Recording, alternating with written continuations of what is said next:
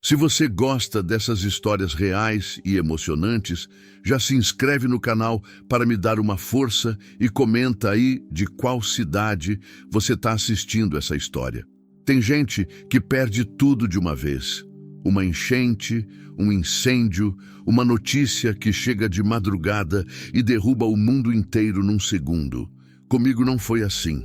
As minhas perdas vieram devagar, uma atrás da outra, como se alguém tivesse paciência e quisesse que eu sentisse cada uma delas direito, sem pressa, sem misericórdia. Primeiro foi o Zacarias. Fazia 14 anos que a gente vivia junto quando o coração dele parou numa manhã de terça-feira, sem aviso, sem dor aparente, sem nada que me deixasse preparada. Ele estava sentado na cadeira da varanda, o café ainda quente na mão. E quando eu fui chamar para o almoço, ele já tinha ido. Pareceu até uma mentira. Parecia que ele estava dormindo com os olhos abertos. Fiquei parada na porta por um tempo que não sei medir. Depois sentei no chão, ali mesmo, e fiquei olhando para ele como se a vista pudesse mudar alguma coisa. Não mudou. Zacarias não era um homem fácil. Não era de abraço. Não era de palavra bonita, não era de nada que o mundo chama de carinho, mas era de presença. Estava sempre ali, e aquilo valia mais do que eu soube reconhecer enquanto ele vivia. A casa ficou enorme quando ele saiu. Não porque fosse grande, era pequena, de 3 cômodos, com o telhado já reclamando da idade, mas porque o silêncio que ele deixou não cabia dentro das paredes. Aí veio o que vem depois da morte do homem. Os parentes dele apareceram em 3 dias. Vieram com cara de pesar e olho no inventário. Eram 4 irmãos, 2 cunhados e uma sogra que nunca me engoliu desde o início. Ficaram rodeando a casa feito urubu em redor de carniça, com aquela educação de superfície que todo mundo usa quando quer alguma coisa, mas não quer parecer que está querendo. Me chamavam de coitada e de filha, com a mesma boca que assinava papel exigindo a parte deles. Zacarias não tinha deixado nada no nome. Tínhamos vivido sempre no limite, e o que existia era pouco e misturado. A casa deles, os móveis que eram de todo mundo e de ninguém, uma conta bancária com menos do que o suficiente para enterrar bem. Eles ficaram com o que consideravam valioso. Eu fiquei com o que sobrou. O que sobrou era o sítio, um pedaço de terra no interior, a uns 40 quilômetros da cidade, que Zacarias tinha herdado do pai e nunca soube o que fazer. A família não queria. Disseram que não valia nada, que a terra era seca, que a casa estava caindo, que era mais trabalho do que retorno. Disseram com aquela generosidade forçada de quem está na verdade te empurrando o que não quer. Assinaram os papéis e me deram a chave com cara de quem está fazendo um favor. Eu aceitei sem discutir, não porque fosse ingênua. Já tinha aprendido a não gastar energia em briga que não tem saída. Tinha aprendido isso antes do Zacarias, num tempo que prefiro não nomear ainda. Num luto de outro tipo que deixou uma cicatriz que nunca fechou direito. Quem já perdeu filho sabe do que estou falando. Quem não perdeu, que agradeça em silêncio e não tente imaginar. Não adianta imaginar. Então peguei a chave, peguei a mala, peguei o que cabia numa Kombi de frete pequena e fui. Cheguei no sítio numa tarde de junho, com o sol já baixo e o céu daquele laranja seco que o cerrado faz quando não chove há muito tempo. A casa estava de porta aberta. O que me assustou até eu perceber que a tranca tinha arrebentado e ninguém tinha se dado ao trabalho de consertar. O mato tinha tomado o terreiro. A latada, que devia ter sido parreira um dia, estava torta e sem folha.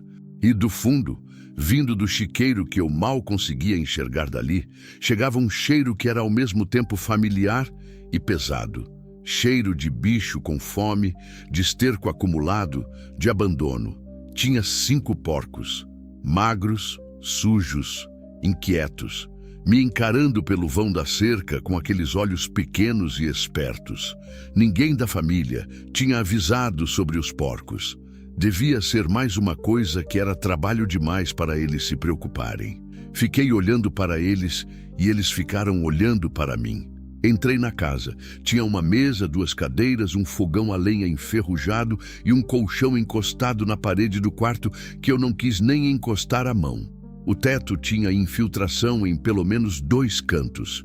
A janela da cozinha não fechava.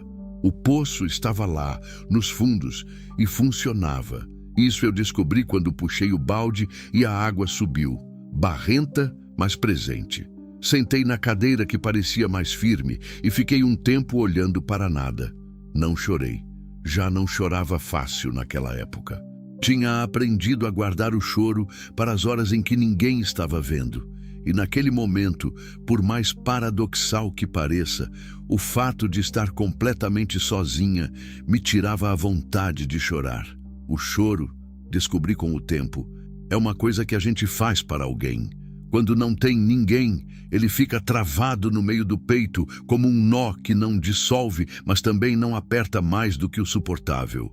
Levantei quando o sol acabou.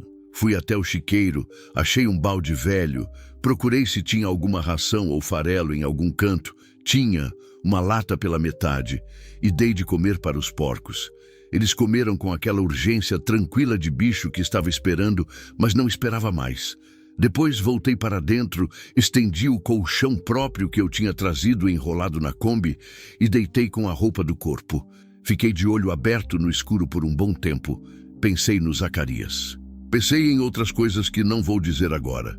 Pensei que 51 anos era uma idade estranha para começar do zero, mas que talvez não fosse escolha minha determinar se era estranha ou não.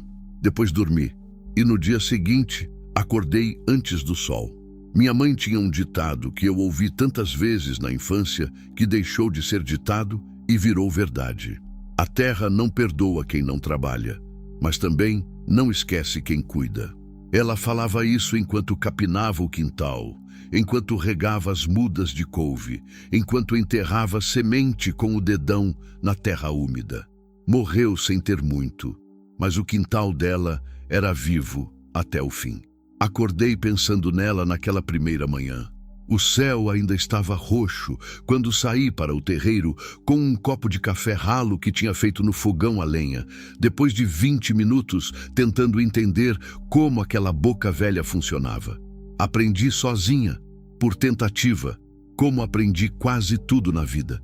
O café ficou forte demais e amargo, mas estava quente, e o quente era o que importava naquele frio de junho que o cerrado guarda para as madrugadas. Fiquei parada no terreiro, olhando para o que tinha pela frente.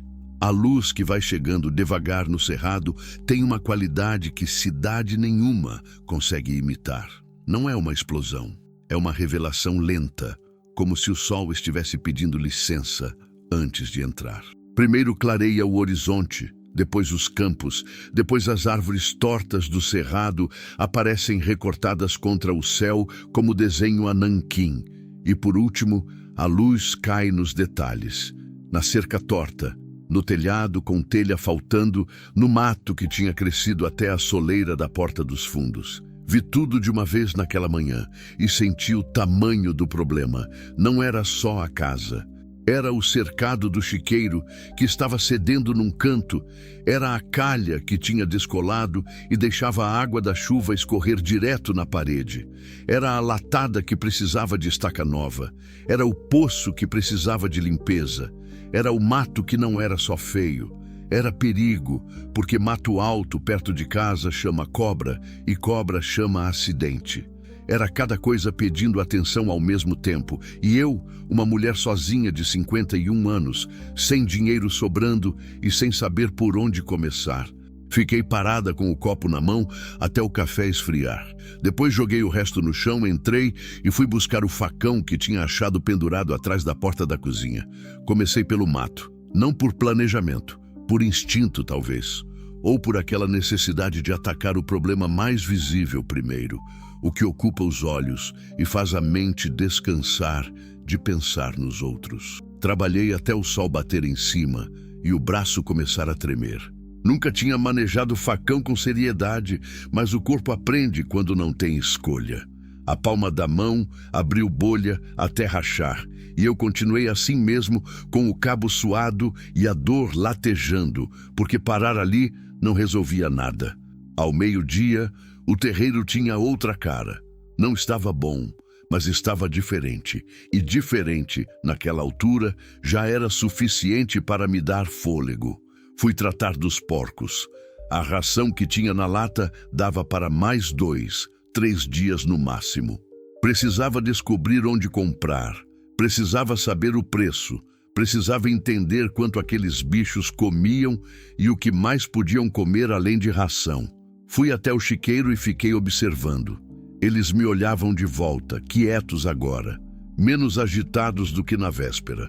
Talvez já tivessem me reconhecido como a que trazia comida. Bicho de criação é assim. Ele não te ama, mas te respeita quando você é constante. O maior deles, um animal escuro com uma mancha branca no focinho, ficou me encarando por um tempo longo. Dei a ele o nome de Coronel, não por afeto, mas porque ele tinha aquele jeito de quem manda sem precisar falar. Os outros 4 eu batizei só mais tarde. Naquela tarde, fui a pé até a estrada principal, uns 2 quilômetros de terra batida, e esperei o ônibus que passava uma vez por dia para a cidade. Cheguei na cidade no fim da tarde, fui numa casa agropecuária, comprei o que dava com o que tinha, perguntei tudo o que precisava perguntar para o rapaz do balcão sem nenhuma vergonha. Vergonha de não saber é luxo que pobre não pode ter. O rapaz, chamava Gilmar, vi no crachá, foi paciente, me explicou sobre ração, sobre farelo de milho, sobre sobra de horta que pode complementar a alimentação, sobre o que não pode dar para porco porque faz mal, sobre os sinais de bicho doente. Me disse que porco criado com cuidado valia bem no mercado, que a procura por carne de porco caipira estava crescendo, que tinha gente na cidade que pagava melhor por animal criado solto. Saí com 2 sacos de farelo, 1 de ração, um caderno de anotações que comprei na papelaria ao lado e a cabeça cheia. Voltei de ônibus com tudo isso no colo. Depois, andei os 2 quilômetros de volta na escuridão que já tinha chegado, com a lanterna do celular apontando para o chão. Não tinha medo do escuro. Nunca tive. O escuro é honesto. Ele não te esconde nada, só te pede que você se acostume a ver de outro jeito. Nos dias seguintes, estabeleci uma rotina. Acordar antes do sol, fazer o café, tratar dos porcos, trabalhar na casa ou no terreno até o calor apertar, descansar uns 20 minutos na sombra da mangueira que tinha no fundo, a única árvore frondosa do sítio, velha, de tronco grosso, que devia ter visto muita coisa. Voltar ao trabalho no fim da tarde, quando o sol começava a perder força. Jantar qualquer coisa, simples, o que tivesse. Dormir cedo, parecia pouco, era muito. O corpo doía todas as noites de um jeito diferente, como se fosse descobrindo músculos que nunca tinha precisado usar. As mãos foram endurecendo. O sono foi ficando mais fundo. E uma coisa estranha foi acontecendo, que eu só consegui nomear semanas depois. Eu estava começando a pensar menos. Não menos no sentido ruim. No sentido de que o trabalho ocupava o lugar onde antes ficava a ruminação. Quando o corpo está cansado de verdade, a cabeça para de girar em falso. Não tem mais energia para construir catástrofe. O que sobra é o básico. O que precisa ser feito amanhã, o que falta comprar, onde está vazando, o que o coronel estava diferente hoje. Foi numa dessas tardes, quando eu consertava o cercado do chiqueiro com um arame que tinha achado no galpão, que apareceu a primeira visita. Uma mulher. Devia ter uns 60 e poucos anos, cabelo branco preso num coque, saia comprida, chinelo de borracha. Veio pela estrada de terra com uma lata na mão e parou do lado de fora do portão como quem está esperando permissão. "É a senhora que comprou o sítio do Zacarias?" Ela perguntou. "Não comprei", falei, sem parar de trabalhar. "Herdei." Ela ficou um momento em silêncio avaliando. "Sou a Mundica. Moro lá embaixo, na curva. Trouxe cuscuz. Larguei o arame. Me levantei. Pode entrar", falei. Ela entrou, me deu a lata. Ficou de pé no terreiro olhando ao redor com aquele olhar de quem já viu esse lugar diferente e está fazendo o inventário da diferença.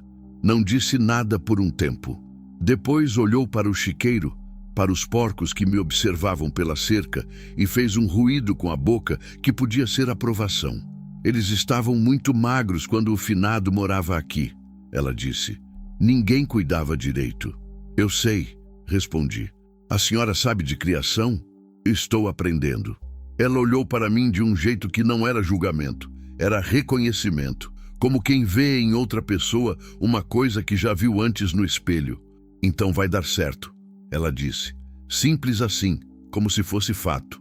Tomamos o café juntas ali no terreiro, sentadas nas cadeiras que eu tinha arrastado para fora, porque a tarde estava boa. Ela falou pouco, eu falei menos. Mas quando ela foi embora, eu fiquei com uma leveza no peito que não estava lá antes. Não era alegria. Era algo mais antigo e mais necessário do que alegria. Era a sensação de não estar completamente sozinha no mundo. A Mundica voltou na quinta-feira seguinte com um pé de alecrim enrolado num jornal velho e a informação de que o filho do Cido Ferreiro, lá na Fazenda Grande, estava vendendo leitões baratos, porque a porca tinha dado uma leitegada maior do que ele esperava. Ela não disse que eu devia comprar. Só deixou a informação no ar com aquele jeito de quem planta semente e vai embora sem cobrar a colheita. Fui até lá no dia seguinte. A fazenda do Cido era uns 5 quilômetros além da minha pela estrada de terra, e eu fui a pé, porque não tinha outra forma. Levei quase 1 hora, chegando com o sol já alto e os pés empoeirados até o tornozelo. O filho do Cido, chamava Renato, uns 30 e poucos anos, homem lacônico igual ao pai, pelo que a Mundica tinha me contado, me recebeu no portão com a cara de quem não estava esperando visita, mas não ia ser grosso. Expliquei o que queria. Ele me levou até o chiqueiro de leitões. Eram 12, pequenos, cor-de-rosa com manchas, se empurrando no canto com aquela energia sem propósito de bicho novo. Fiquei olhando. Ele ficou do meu lado olhando também, como se o silêncio fosse parte da negociação. "E quantos a senhora quer?" ele perguntou por fim. "Depende do preço." Ele falou o preço. Estava bom como a Mundica tinha indicado. Fiz conta na cabeça. Tinha o dinheiro, mas justo, sem folga. "Levo 3, falei. Ele assentiu. Não pechinchei. Ele não abaixou. Ficou daquele jeito, limpo e direto, que é como o negócio rural funciona, quando as duas partes são sérias. Na hora de ir embora, ele apareceu com os 3 leitões num caixote de madeira e perguntou se eu tinha como carregar. Disse que não, que tinha vindo a pé. Ele me olhou por um momento sem expressão, depois disse que me levava na caminhonete. Não como favor especial, como coisa óbvia, que vizinho faz por vizinho porque o interior funciona assim ou não funciona de jeito nenhum. No caminho de volta, ele não perguntou sobre minha vida e eu não ofereci nada. Falamos do tempo que estava seco, da estrada que precisava de cascalho, de uma praga que tinha atacado as lavouras de milho do outro lado do município. Quando ele parou na frente do meu portão e descarregou o caixote, assentiu com a cabeça em despedida e foi embora sem cerimônia. Fiquei no terreiro com os 3 leitões se mexendo no caixote e o coronel me olhando do chiqueiro com aquela cara de poucos amigos. "Vai ter que se acostumar", falei para ele. Ele bufou e virou de lado. Os 3 leitões entraram no chiqueiro naquele dia. Batizei a menor de Joaquina, em memória de uma tia que tinha o mesmo jeito miúdo e determinado. Os outros 2 ficaram sem nome por um tempo, porque eu estava começando a entender que bicho com nome cria história, e história cria apego.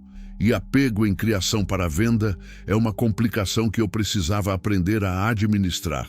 Mas Joaquina tinha nome desde o primeiro dia, e pronto. Foi nessa semana que a primeira dificuldade séria apareceu. Não foi a terra, não foi o trabalho, não foi a solidão, foi gente. Um homem apareceu numa manhã sem avisar. Carro novo, roupa de cidade, pasta de couro na mão. Disse que era sobrinho do Zacarias, por parte de um irmão que eu nunca tinha ouvido mencionar. Disse que tinha documentos mostrando que o sítio tinha sido registrado em nome do pai do Zacarias, de um jeito irregular, e que havia uma pendência legal que precisava ser resolvida. Disse tudo isso com a voz calma de quem ensaiou bem e está acostumado a intimidar gente sem precisar levantar a voz. Eu ouvi até o fim. Não convidei para entrar. Ficamos os dois no portão, ele do lado de fora, eu do lado de dentro, com a cerca de madeira entre nós como uma linha que eu não ia deixar ele cruzar sem motivo real. Quando ele terminou, perguntei se tinha algum papel com firma reconhecida que eu pudesse levar para um advogado analisar. Ele disse que os papéis estavam sendo organizados. Falei que quando estivessem prontos com firma reconhecida, poderia voltar. Ele ficou me olhando por um momento com aquele olhar de quem está acostumado a que a intimidação funcione e está recalibrando porque não funcionou. Depois disse que eu estava sendo difícil à toa. Falei que não estava sendo nada. Estava só pedindo o básico que qualquer acordo legal exige. Ele foi embora. Naquela noite não dormi bem. Não por medo dele, especificamente, mas porque a possibilidade de perder o chão debaixo dos pés, mesmo aquele chão seco e problemático, me trouxe de volta uma ansiedade que eu pensava ter aprendido a controlar. Fiquei deitada ouvindo o vento no telhado e fazendo conta do que eu tinha. Os papéis que os cunhados tinham assinado, a escritura que o cartório tinha registrado, o recibo que eu tinha guardado numa pasta plástica dentro da mala. De manhã, fui até a cidade e entrei no escritório de um advogado que a Mundica tinha mencionado uma vez de passagem. Um homem de uns 50 anos, calvo, que atendia no andar de cima de uma farmácia. Mostrei os papéis. Ele olhou com calma, folheou, fez silêncio por um tempo profissional. Está tudo em ordem, ele disse. Se aparecerem documentos, me traga antes de assinar qualquer coisa. Mas, pelo que estou vendo, a transferência foi feita corretamente. Paguei a consulta, saí aliviada de um jeito que não cabia bem dentro do peito e voltei para o sítio. O homem do carro novo nunca mais apareceu. Mas a experiência me ensinou alguma coisa que eu já sabia na teoria e precisava aprender na prática. Que quando uma mulher sozinha assume um pedaço de terra, sempre aparece alguém que acha que ela não sabe o que tem nas mãos. E que a melhor resposta para esse tipo de pessoa não é briga, não é choro, não é explicação longa. É a calma de quem conhece o próprio documento. A Mundica, quando contei, só balançou a cabeça devagar. Acontece sempre, ela disse. Com viúva, acontece mais. Por quê? Perguntei, mesmo sabendo a resposta. Porque acham que tristeza deixa a gente boba. Ficamos em silêncio por um momento. Depois, ela pegou o copo de café e tomou um gole. E o assunto estava encerrado sem precisar de mais nenhuma palavra. Foram passando as semanas. O trabalho foi criando ritmo. E o ritmo foi criando uma espécie de paz que não era felicidade, mas era sustentável. Que às vezes é melhor do que felicidade. Porque felicidade oscila e paz sustentável fica. Acordar cedo deixou de ser esforço e virou necessidade do próprio corpo. As mãos calejaram de vez e pararam de doer. O fogão a lenha eu aprendi a dominar com uma intimidade que me surpreendia, controlando o fogo pelo tamanho da lenha e pela posição da porta, sabendo pela cor da chama se estava quente demais ou pouco. Os porcos foram crescendo, o coronel especialmente. Ele era o mais velho e o mais bem alimentado dos 5 originais, e estava ficando grande de um jeito que me dava uma satisfação discreta toda vez que eu olhava. Os 3 leitões novos estavam se desenvolvendo bem. A Joaquina era a mais ativa, sempre na frente, sempre a primeira no coxo. Num sábado de tarde, enquanto eu consertava a calha que tinha descolado da parede usando um pedaço de telha velha e cimento que tinha misturado no balde, ouvi uma voz do portão. Era uma menina, devia ter uns 12, 13 anos, magra, de chinelo, com uma galinha embaixo do braço, com a naturalidade de quem carrega galinha como outros carregam bolsa. Disse que a avó mandava perguntar se eu queria a galinha, porque a avó tinha galo demais e galinha de sobra. A avó era a Mundica. Aceitei a galinha. A menina foi embora satisfeita com a missão cumprida. Fiquei com a galinha, uma caipira rajada, braba, que levou 3 dias para parar de tentar me bicar. e percebi que o sítio estava ganhando uma composição que eu não tinha planejado, mas que fazia sentido. Porcos, galinha, terra, cerca, poço, fogão a lenha, Mundica trazendo coisa e me contando sobre a vida do lugar com aquela parcimônia de quem fala o necessário. E eu, no meio de tudo isso, aprendendo o nome das ervas que cresciam espontâneas no terreiro, aprendendo que o sol no cerrado é perigoso entre 10 e 3 e generoso antes das 8, aprendendo que a terra seca que todo mundo desprezava tinha debaixo dela uma capacidade que só precisava de trabalho para aparecer. Numa tarde, fui até o fundo do terreno que eu ainda não tinha explorado direito. Tinha umas 2 hectares de terra que ficavam além do chiqueiro, em direção a um barranco de pedra que marcava o limite da propriedade. O mato era mais alto ali, mais fechado. Fui devagar, com o facão na mão, abrindo caminho. No meio dessa área, encontrei um buraco d'água. Não era um poço feito, era uma nascente. Pequena, quase escondida entre as pedras e a vegetação, mas presente.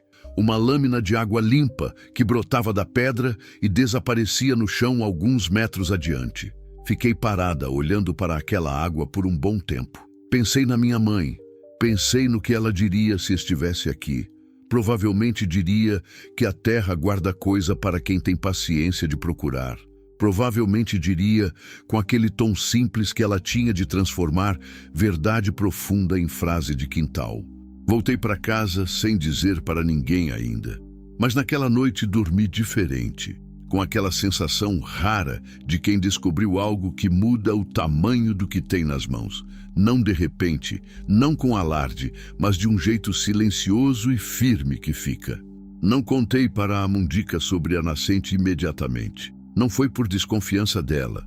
A Mundica tinha me provado ser do tipo de pessoa que guarda o que é seu e não trata o assunto alheio como entretenimento. Foi por outra coisa, mais difícil de nomear. Era como se eu precisasse ficar com aquela descoberta só para mim por alguns dias, deixar ela assentar, entender o que significava antes de colocar em palavras para outra pessoa. Fui lá todas as manhãs daquela semana. Chegava antes do sol esquentar, abria o caminho pelo mato com o facão e ficava parada alguns minutos olhando para a água que brotava entre as pedras com aquela constância tranquila de coisa que não precisa de aprovação para existir. Era pouca água, mas era água limpa e era permanente, e no cerrado seco de junho isso não era detalhe. Era a diferença entre terra que produz e terra que só aguenta. Na sexta-feira fui até a cidade e entrei de novo no escritório do advogado Calvo. Perguntei com cuidado sobre nascente em propriedade particular, o que significava, o que protegia, o que obrigava. Ele explicou com aquela paciência de quem gosta do que faz, que nascente dentro da propriedade pertence ao dono da terra no que diz respeito ao uso, mas que a legislação ambiental exige preservação de área ao redor, a área de preservação permanente, e que qualquer intervenção maior precisava de autorização. Me disse que o melhor caminho era registrar a existência da nascente junto ao órgão ambiental do estado, que isso protegia o dono tanto quanto protegia a água. Saí com um papel de orientações que ele escreveu à mão. Voltei para o sítio pensando no que fazer com aquela informação. A nascente sozinha não resolvia nada de imediato, mas mudava o que eu podia planejar. Com água própria no fundo do terreno, aquelas 2 hectares que eu tinha tratado como terra morta ganhavam outra possibilidade. Não precisava ser lavoura grande, podia ser horta, podia ser pasto pequenininho para uns cabritos se um dia eu chegasse nessa etapa. Podia ser o começo de alguma coisa que ainda não tinha forma, mas que a água tornava possível de imaginar. Comecei a limpar aquela área devagar, nos fins de tarde. Não com pressa de quem tem prazo, com a cadência de quem está preparando o terreno para o tempo certo, que não é amanhã, mas vai chegar. Fui cortando o mato grosso, empilhando para secar e depois queimar no lugar certo, abrindo a terra com a enxada que tinha comprado na agropecuária, numa das minhas idas à cidade. O solo lá no fundo era diferente, mais escuro, mais úmido perto da nascente, com aquele cheiro de terra viva que quem já mexeu com roça reconhece antes de conseguir descrever. Foi durante esse trabalho que eu comecei a entender o que o sítio tinha sido. Encontrei, enterrado no mato perto do barranco, os restos de um sistema de irrigação velho, canos de PVC quebrados, uma torneira enferrujada, os tocos de uma estrutura de madeira que devia ter sido cobertura de algum canteiro. Alguém, em algum tempo anterior, tinha trabalhado aquela terra com intenção. Tinha visto o que eu estava vendo, a nascente, o solo, o potencial, e tinha começado alguma coisa que, por alguma razão, não foi adiante. Não sei quem foi, nunca soube. Mas a presença daquele trabalho abandonado me deu uma companhia estranha, como se eu não estivesse começando do zero, mas retomando um fio que alguém tinha largado no meio, como se a terra tivesse esperado. Foi nessa época que a Mundica finalmente perguntou o que eu andava fazendo no fundo do terreno, porque ela tinha me visto passar com a enxada na direção do barranco 2 tardes seguidas, quando vinha me visitar e eu não estava em casa. Contei sobre a nascente. Ela ficou quieta por um momento, depois disse: "Eu sabia que tinha água lá." Olhei para ela. Sabia. Todo mundo que conheceu esse sítio há mais tempo sabia. O pai do Zacarias tinha começado a trabalhar lá, uns 40 anos atrás. Depois adoeceu e parou. O Zacarias nunca quis saber de roça, engoli aquilo. Por que a senhora não me falou? Ela me olhou com aquela calma dela que nunca era frieza. Porque tinha que ser a senhora a descobrir. Se eu tivesse falado logo, você ia lá ver e voltar. Descobrindo sozinha, você ficou. Fiquei olhando para ela sem saber se estava com raiva ou com gratidão. Decidi que eram as 2 coisas ao mesmo tempo. E que tudo bem. A senhora é complicada, Mundica. "Ah, sou velha", ela disse, como se fosse a mesma coisa. Velha aprende que tem hora que a melhor ajuda é não ajudar antes do tempo. Tomamos café. Ela foi embora. Eu fui dormir pensando que aquela mulher sabia mais sobre o meu sítio do que eu ainda ia demorar para aprender, e que isso era ao mesmo tempo um privilégio e uma responsabilidade, ter alguém assim do lado, que não te diz o que fazer, mas te deixa um passo mais perto de descobrir. Os meses foram passando.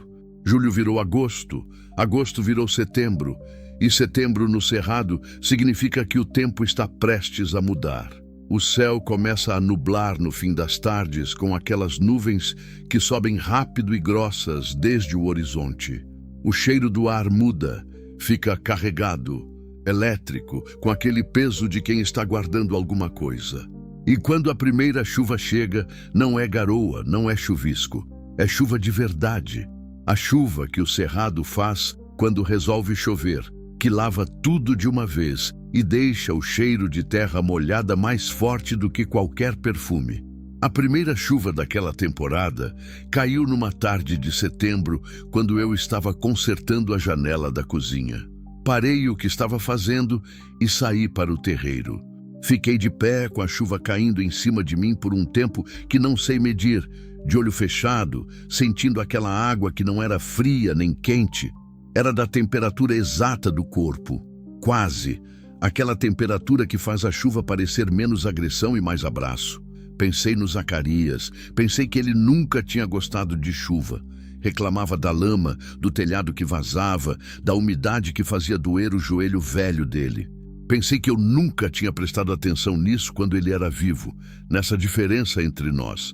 Eu que podia ficar na chuva, ele que queria o telhado. Pensei que a gente passa anos do lado de alguém sem mapear direito os detalhes. E que a morte é quando esses detalhes voltam, um por um, com uma nitidez que a convivência nunca permitiu. Pensei também em outra coisa, num menino que teria feito 23 anos naquele setembro, se tivesse chegado lá. Não vou dizer mais do que isso. Há lutos que não cabem em narrativa, que perdem alguma coisa essencial quando se tenta colocar em ordem de frase. Só posso dizer que naquela chuva eu deixei passar alguma coisa que estava represada há tempo demais. E que não era choro exatamente. Era maior que choro e mais silencioso, e deixou um espaço vazio no peito que doeu, mas era necessário doer. A chuva parou em 40 minutos. O terreiro estava limpo. A nascente lá no fundo estava mais cheia. Fui ver no dia seguinte e a lâmina de água tinha triplicado, escorrendo agora por um pequeno canal natural entre as pedras. A terra que eu tinha preparado estava úmida e escura, cheirando a coisa que vai brotar. Fui à cidade naquela semana e comprei sementes. Não muita coisa. Couve, maxixe, jerimum, feijão de vagem. Coisas que crescem rápido, que a mundica confirmou que davam bem naquele tipo de solo, que eu poderia usar em casa e, se sobrasse, vender na feira ou oferecer para o mercadinho da cidade que a mundica disse que comprava de produtor local, se a quantidade fosse regular. Plantei no fim de setembro, seguindo o que o caderno de anotações que eu tinha ido acumulando me dizia. Reguei todo dia, nos primeiros dias, até a chuva assumir o serviço. E na manhã de uma segunda-feira de outubro, fui até o canteiro e vi a primeira couve saindo da terra. Aquela folha inicial dobrada, pálida, que parece que não vai virar nada, mas que é o começo de tudo. Fiquei parada, olhando para aquela folha pequenininha por mais tempo do que faz sentido racional. Mas tem coisas que a razão não é o instrumento certo para medir. Naquele momento eu entendi, com um tipo de certeza que não vem do pensamento, mas do corpo inteiro, que eu não ia embora dali. Não porque não tivesse para onde ir, isso eu já sabia desde o início, mas porque não queria mais ir, porque aquela terra seca que a família do Zacarias tinha me dado, como se estivesse me dando um problema, estava me dando, na verdade, o que eu mais precisava e não sabia nomear. Um lugar que respondia ao meu trabalho, um lugar que me via. A feira da cidade acontecia toda sábado de manhã na praça central, embaixo de uma cobertura de zinco que o sol transformava em forno depois das 10. Eu tinha passado por ela algumas vezes nas minhas idas à cidade, sempre de passagem, sempre com pressa de resolver o que precisava resolver e voltar. Nunca tinha parado para olhar direito. Em outubro, parei. Fui numa manhã de sábado, sem a intenção de vender. Ainda não tinha produto suficiente para isso. Fui observar quem estava lá, o que vendia, como precificava, como se organizava, como era a conversa entre quem vende e quem compra naquele lugar específico, com aquele povo específico. Aprendi cedo que cada feira tem sua lógica própria, seu ritmo, suas regras não escritas que só se aprende ficando, e que chegar com pressa de lucrar sem entender o terreno é a forma mais rápida de não dar certo. Fiquei 2 horas andando devagar entre as bancas. Tinha de tudo: verdura, fruta, queijo, rapadura, tapioca frita na hora, mel em vidro de maionese com etiqueta escrita à mão, carne de porco embalada em plástico com o nome do produtor num pedaço de papel preso com elástico. Esse último detalhe me deteve. Parei na banca de um senhor de chapéu que vendia, entre outras coisas, pernil e costela de porco embalados desse jeito simples. Perguntei, com naturalidade de quem só está fazendo conversa, como era a procura. Ele me olhou, me avaliou num segundo com aquele olhar rápido de quem vive de ler gente e respondeu que era boa, que a carne de porco caipira tinha clientela fiel, que as mesmas pessoas voltavam toda semana, que quando ele faltava, recebia reclamação. Perguntei se havia espaço para mais um fornecedor. Ele disse que a feira não era dele, que cada um ocupava seu espaço e que o jeito era chegar cedo e se inscrever na prefeitura para ter uma banca fixa. Disse com a mesma naturalidade com que me tinha respondido o resto, sem incentivo excessivo, sem desencorajamento, só a informação, nua. Voltei para o sítio com mais uma página no caderno. Os porcos do coronel estavam prontos para o primeiro abate. Isso eu já sabia. E tinha adiado mais do que o necessário, não por sentimentalismo, mas porque abate exige estrutura que eu ainda estava organizando. Precisava de alguém que soubesse fazer, de um lugar adequado, de uma cadeia de frio mínima para guardar a carne até a venda. Foi a mundica, de novo, que resolveu sem que eu pedisse. Apareceu numa terça-feira com o neto. O mesmo Renato da fazenda do Cido que eu descobri nesse dia ser neto da Mundica por parte do filho que ela tinha criado sozinha depois que o marido foi embora décadas atrás. O interior é assim. As histórias das pessoas estão todas entrelaçadas de um jeito que só vai aparecendo aos poucos, como quando você puxa um fio e percebe que ele está costurado em tudo ao redor. O Renato sabia abater. Tinha câmara fria na fazenda do Cido, onde eu podia guardar a carne até o sábado, mediante um acerto simples. Fez tudo isso com a mesma economia de palavras de sempre, sem transformar o favor em dívida, sem esperar agradecimento além do que a situação pedia. Fizemos o acerto. Foi justo para os dois lados. O coronel foi o primeiro. Não vou mentir dizendo que foi fácil. Não foi. Mas também não foi a tragédia que eu temia. Tinha criado aquele animal com cuidado e respeito. Tinha garantido que a vida dele foi boa, dentro do que era possível, e sabia que era para isso que ele existia. Não como crueldade, mas como ciclo. O interior não romantiza isso, não demoniza também. Trata como o que é. Trabalho, sustento, continuidade. Fiquei do lado de fora durante o processo. Quando terminou, entrei, ajudei no que era necessário e fiz o que precisava ser feito com as mãos firmes e a cabeça no trabalho. Chorar era para depois, se viesse. Naquele momento era hora de trabalhar. Na sexta-feira, fui até a fazenda do Cido, peguei a carne, embalei com papel manteiga e identifiquei cada pacote com um pedaço de fita crepe e caneta. O nome do corte, o peso, o meu nome, Neide. Sem sobrenome, sem endereço, só o nome, porque era o que cabia no pedaço de fita e era o que importava. No sábado de manhã, cheguei na feira às 5h30. Tinha gente chegando junto, montando banca, arrumando mercadoria com aquela eficiência de quem faz isso todo sábado há anos. Ninguém me ajudou e ninguém me atrapalhou. Me indicaram onde ficava o espaço disponível, montei o que tinha para montar, uma mesa pequena que o Renato tinha emprestado, um pano branco por cima, a carne organizada e fiquei esperando. As primeiras horas foram lentas. As pessoas passavam, olhavam, seguiam em frente. Algumas paravam, perguntavam o preço, comparavam mentalmente com a banca do senhor de chapéu e iam embora. Eu deixava ir sem pressionar, porque aprendi que pressa de vendedor espanta cliente e que quem vai comprar de volta acaba voltando. Às 8 da manhã, uma mulher de uns 40 anos parou, olhou para os pacotes, pegou um, examinou, perguntou se era porco caipira de verdade ou era de granja com nome diferente. Falei que era meu, criado no meu sítio, que ela podia perguntar o que quisesse sobre a criação. Ela perguntou. Eu respondi. Ela comprou 2 pacotes. Antes de ir, ela perguntou se eu ia estar todo sábado. Falei que sim. Até o fim da manhã vendi quase tudo.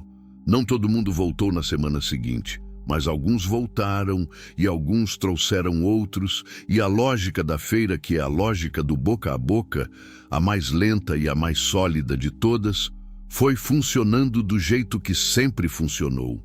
Voltei para o sítio naquela tarde com o dinheiro no bolso e uma canseira boa, diferente do cansaço de trabalho pesado. Era o cansaço de ter ficado de pé, de ter falado com gente, de ter me apresentado ao mundo de um jeito que não fazia há muito tempo. Neide, com porco caipira, todo sábado, simples assim. Mas foi nessa mesma época que o interior começou a falar de um jeito que eu não estava esperando. O interior fala sem abrir a boca. Isso eu já sabia. Fala pelo olhar que demora 1 segundo a mais do que o necessário, pela pergunta que não é feita, mas fica no ar, pelo silêncio que carrega julgamento disfarçado de gentileza. Comecei a perceber que havia uma narrativa circulando sobre mim no lugar, uma história que as pessoas estavam construindo nos espaços entre uma coisa e outra, e que não era necessariamente a história que eu teria contado sobre mim mesma. A viúva que apareceu do nada, que ficou num sítio que ninguém queria, que vive sozinha sem parente por perto, que vai na feira toda semana vender porco com ar de quem não precisa de ninguém. Essa última parte, O ar de quem não precisa de ninguém era o que mais incomodava as pessoas, percebi. Não a solidão em si, porque solidão no interior é comum e respeitada. Era a ausência de lamento. Era o fato de que eu não pedia pena e não performava sofrimento, que não me curvava à narrativa de coitada que algumas pessoas precisavam que eu encarnasse para se sentirem confortáveis comigo. Uma mulher da feira, que vendia queijo e tinha aquela energia de quem centraliza informação social de um lugar, perguntou numa manhã, com aquele tom de conversa casual que é, na verdade, sondagem: "A senhora não tem família, não? Filho, parente?" Olhei para ela um momento. "Tenho", falei. "Mas cada um tem sua vida." Ela esperou mais. Não dei mais. A conversa encerrou ali, educada e definitiva, e ela aprendeu, como as pessoas aprendem quando prestam atenção, que eu respondia o que era perguntado e não o que estava sendo procurado por baixo da pergunta. A Mundica, quando contei, não disse nada por um momento. Depois disse: "Tem mulher que precisa que você seja triste para não precisar te invejar." Deixei aquilo assentar. "A senhora acha que ela me inveja? Acho que ela não sabe bem o que sente. Vê uma mulher sozinha, que não pede desculpa por estar sozinha, e isso confunde." Ela tomou o café. "Deixa confundir. Não é problema seu resolver a confusão dos outros." Continuei indo na feira todo sábado. Continuei cuidando dos porcos da horta que estava crescendo com uma generosidade que me surpreendia. A couve estava exuberante, o gerimum tinha brotado forte. O feijão de vagem estava começando a escalar o aramado que eu tinha instalado. A Mundica tinha me dado mudas de tomate e de pimenta que plantei numa fileira separada perto da nascente, aproveitando a umidade natural que a água mantinha no solo. O sítio estava mudando de cara. Não era o sítio dos papéis que eu tinha herdado. O lugar descrito como terra improdutiva, avaliado abaixo de qualquer valor que justificasse disputa. Era um lugar vivo agora, com rotina e cheiro e ruído e cor. Os porcos faziam barulho de manhã. A galinha caipira, que a Mundica tinha me dado, tinha colocado ovos e chocado 2 pintinhos que andavam pelo terreiro com aquela urgência cômica de bicho recém-nascido. A mangueira no fundo tinha florado e prometia fruto. Numa tarde de novembro, sentei na cadeira que eu tinha colocado definitivamente embaixo da mangueira. Virou meu lugar, o lugar onde eu ia quando precisava pensar sem pensar. E fiquei olhando para o que o sítio tinha virado naqueles meses. Não era muito. Para quem olhasse de fora, era pouco. Uns porcos, uma horta pequena, uma casa remendada, uma mulher sozinha. Mas eu não estava olhando de fora. Estava olhando de dentro. E de dentro era diferente. De dentro era o resultado de cada manhã cedo, cada balde de água, cada semente enterrada com o dedo no chão, cada feira, cada negociação, cada noite que eu tinha dormido com a cabeça pesada de cansaço e acordado de volta, de novo, sem falta. Peguei o caderno de anotações que tinha virado uma mistura de diário e manual de trabalho, com preços de ração de um lado e do outro, às vezes, uma frase que eu escrevia sem planejamento, uma observação que não tinha para onde ir senão para o papel. Abri numa página do meio e escrevi: "O sítio não era o que sobrou, era o que estava esperando." Fechei o caderno.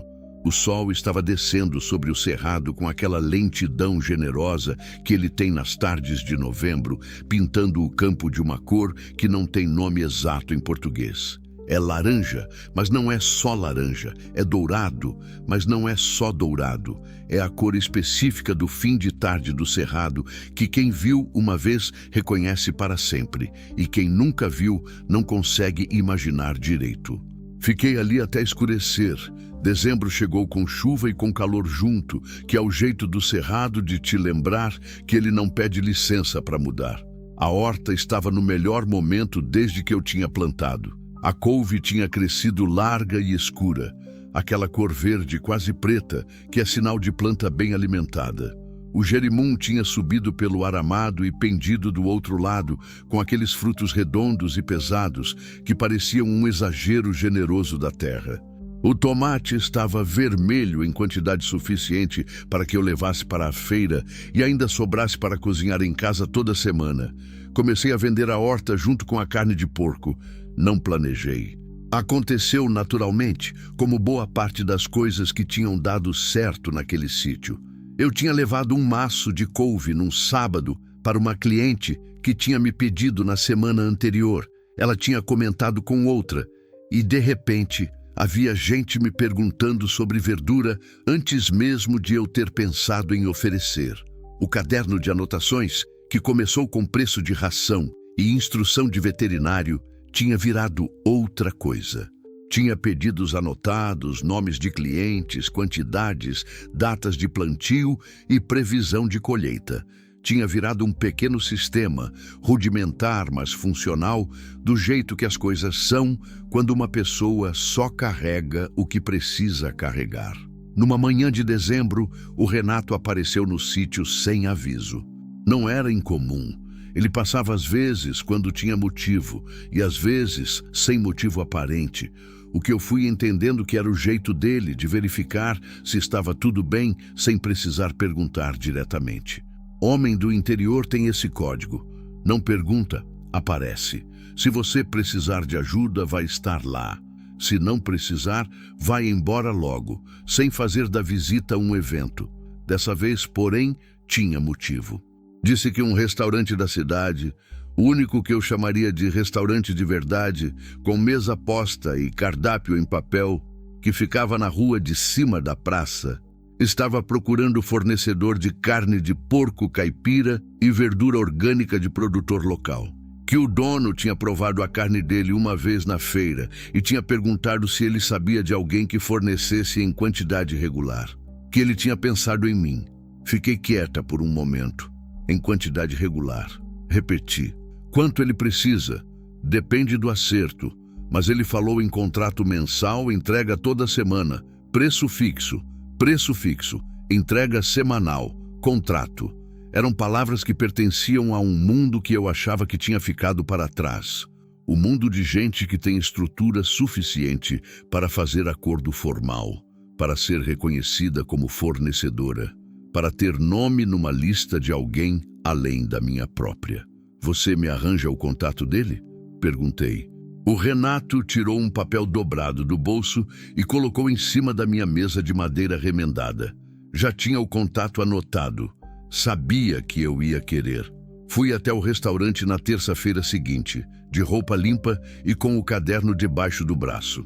O dono era um homem de uns 45 anos, paulista de origem, que tinha vindo para o interior por escolha, com aquele jeito de quem sabe o que quer e não desperdiça conversa. Me recebeu na mesa do fundo, pediu 2 cafés e foi direto ao assunto. Ele queria autenticidade. Queria poder dizer para o cliente de onde vinha a carne, queria o nome do produtor no cardápio, queria verdura que tivesse cheiro de verdura e não de câmara fria de distribuidor. Eu ouvi tudo. Depois falei o que eu tinha, o que eu conseguia garantir em quantidade, o que eu ainda não tinha, mas poderia ter com prazo. Não prometi o que não podia cumprir. Aprendi cedo que promessa grande demais é a primeira rachadura de qualquer acordo. Fui honesta sobre os limites e clara sobre as capacidades. Ele gostou da honestidade. Disse isso diretamente, o que me surpreendeu. A maioria chega aqui prometendo o dobro do que pode entregar. Ele disse. A senhora foi a primeira que chegou com o que tem e perguntou se encaixava. Saí com um acordo verbal que viraria papel assinado na semana seguinte. Caminhou na rua de volta para o ponto de ônibus com aquela leveza estranha que a gente sente quando algo muda de tamanho sem avisar. Não era euforia, era uma seriedade nova, o peso bom de quem assumiu uma responsabilidade que escolheu ter. Contei para a Mundica naquela tarde. Ela ouviu tudo, o rosto quieto, os olhos atentos. Quando terminei, ela ficou em silêncio por um momento, da forma que era costume dela. Não silêncio de quem não tem o que dizer, mas de quem está terminando de pensar antes de falar. Quando você chegou aqui, ela disse por fim, eu me lembrei de uma época minha. Olhei para ela. A senhora nunca tinha me contado sobre essa época. Não tinha motivo antes. Ela contou devagar, com a parcimônia de sempre, que tinha chegado naquele mesmo interior 40 anos atrás, com um filho pequeno e um marido que foi embora 3 meses depois, sem deixar endereço.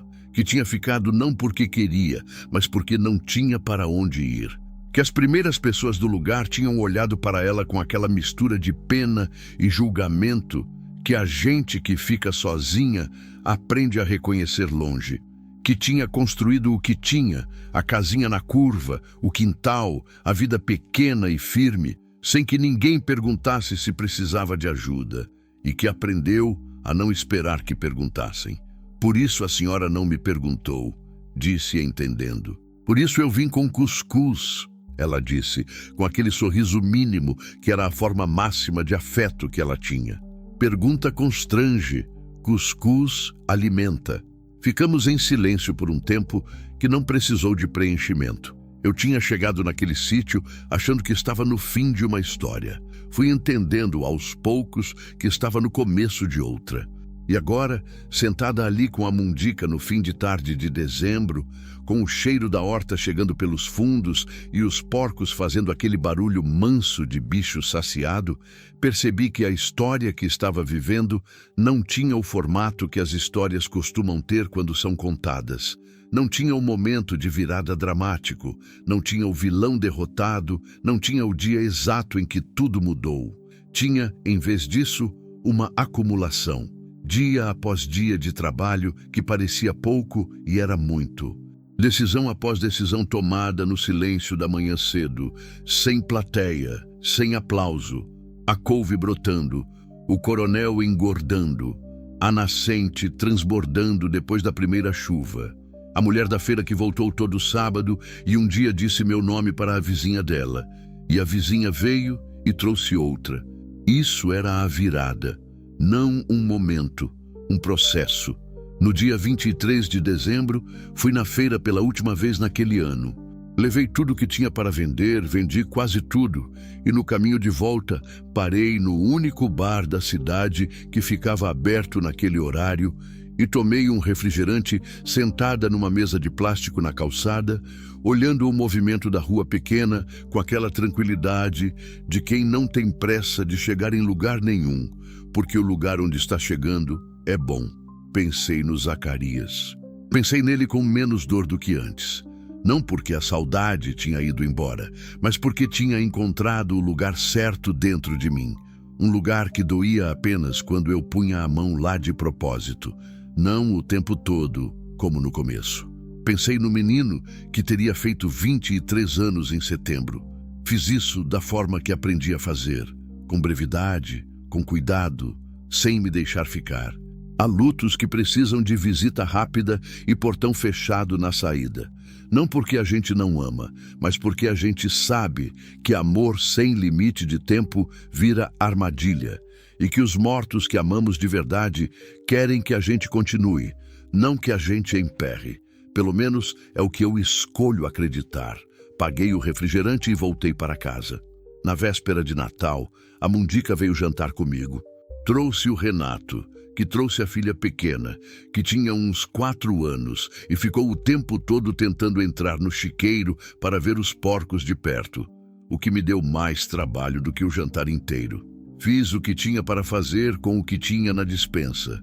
Um frango caipira que a Mundica tinha trazido, arroz, feijão, jerimum do quintal refogado com alho, farofa. Simples, farto, cheiroso.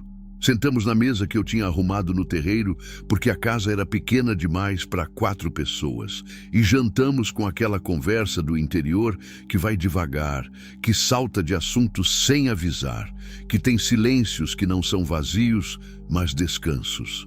A filha do Renato adormeceu no colo do pai antes das 9. A Mundica foi embora às 9h30 com aquela despedida direta de sempre, sem cerimônia, sem a teatralidade de boa noite que as cidades ensinam.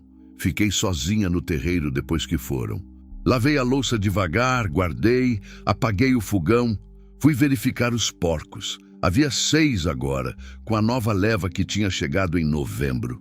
Estavam quietos, deitados, com aquela respiração pesada de bicho que dormiu bem e comeu bem, e não tem nada que a perturbe. Sentei um momento no chiqueiro, de costas na cerca, olhando para o céu. O céu do cerrado na noite de dezembro é uma coisa que merece ser vista pelo menos uma vez na vida, sem poluição de cidade, sem a névoa que o progresso coloca entre a gente e as estrelas. Ele aparece inteiro e fundo como um poço virado para cima, com estrelas em quantidade que parece exagero, em camadas que a vista vai descobrindo aos poucos, conforme o olho se acostuma com o escuro. Fiquei olhando por um tempo longo. Não fiz promessa para o ano novo que estava chegando. Aprendi a desconfiar de promessa feita no entusiasmo do calendário. Elas têm a vida curta das coisas que dependem de emoção para existir. O que eu tinha construído naquele ano não tinha nascido de promessa. Tinha nascido de necessidade, de teimosia, de um facão num mato fechado numa manhã de junho, de um balde de água tirado de um poço para 5 porcos com fome. O que queria para o ano que vinha era simples e não precisava de data para começar. Continuar acordando cedo. Continuar tratando dos animais com respeito. Continuar levando para a feira o que o sítio produzia com honestidade.